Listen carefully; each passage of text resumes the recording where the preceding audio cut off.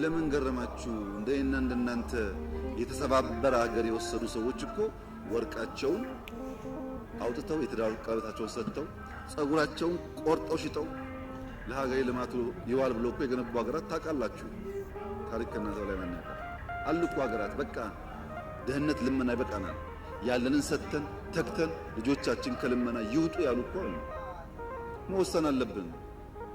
የተረከብነው ሀገር ዕዳ፣ ድህነት፣ ችግር የተከፋፈለ ነው። እሱን ደጋግመን ብናወራ ውጤት የለው። ከዚያ ለመውጣት የሚያስችል አቅጣጫ፣ ቪዥን እና ትጋት ያስፈልገናል። አንድ ቀን አገልግሎ የማያውቁ ሰዎች፣ አንድ ቀን ለፍቶ የማያውቁ ሰዎች እንዳሻቸው የሚፈነጩበት ዓለም የተፈጠረው እኮ የት ሰርተሃል ብሎ የሚጠይቅ ሰው ጠፍቶ ነው። ምን ሰጥተሃል አንተ? ምን አገለገልክ? ካንተ ምን እንማር ብሎ በምክንያት አርጊው የሚያደርግ ሰው ጠፍቶ እኮ ነው። ባይዘወይ ሰዎች ዘረኝነት ሲባል ይሄ የኦሮሞ አማራ ወይም ጉራጌ ወላይታ ይመስላችኋል? እንደዛ አይደለም፣ እንደዛ አይደለም። ዘረኝነት ማለት በኦሮሚያ ብትወስዱት ጅማ፣ አርሲ፣ ወለጋ የሚባል በሽታ አለ። ወለጋ ብትሄዱ ሆሮ፣ ቄለም የሚባል በሽታ አለ። ከወለጋ የመጣ ያውቁታል።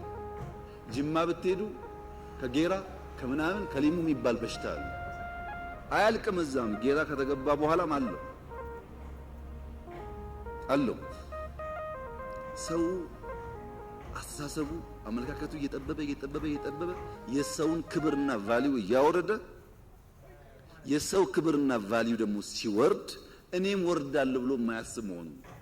አንተ ዝቅ እያረክ አንተ እያዋረድክ ልትከብር አትችልም።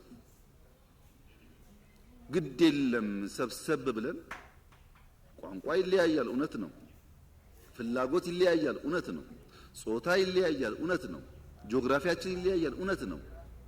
እነዚህን ተቀብለን ደግሞ አንድ የሚያደርገን በርካታ ቫልዩስ ስላሉ በእነሱ ጥላ ስር አብረን ሀገርን እንስራ፣ ኤግዚስት እናድርግ። አሁን ያለው ዘመን ሰርቫይቫል በራሱ ከባድ ችግር ስለሆነ መሰብሰብ ያስፈልጋል ብሎ ማመን አለበት ሰው። ግብር ቢቀነስ አላችሁ፣ መኪና ነፃ ቢገባ አላችሁ፣ ከዛ ደግሞ ደሞዝ ቢጨመር አላችሁ። አብሮ እኮ አይሄድም። መምህር መኖር አቅቶታል አላችሁ፣ ለነገሩ ውጭ ሀገር መኪና ያስገባ አላችሁ። አብሮ አይሄድም። ጆሮ መኖር ያቃተው እንዴት ያስገባል መኪና? እውነታቸውን መኖር ተቸግረዋል ብዬ እንዳላስብ መኪና እንድናስገባ ደግሞ ዲዩቲ ፍሪ ተቀብልና አላችሁ። 10 ሰው ሊሆን ይችላል ያሰው ነው ስሙት። እውነቴን ስንነጋገር ግን በወል እንየው ጉዳዩ። ነብይ ነው። እኔ በህይወት እያለው መምህራን 70-80% ምንም አታመጣ መኪናቸውን ነርተው ሃይ ስኩል በር ላይ አቆመው ሲያስተምሩ ከማየት በላይ ለኔ ደስታ የለም። ይሄን ለማየት ብታደር ከምንም በላይ የሚፈልገው ጉዳይ ነው። የምትጠሉን ሰዎች እኔ በግሌ ዶክተር አብይን በጣም ነው የምወደው።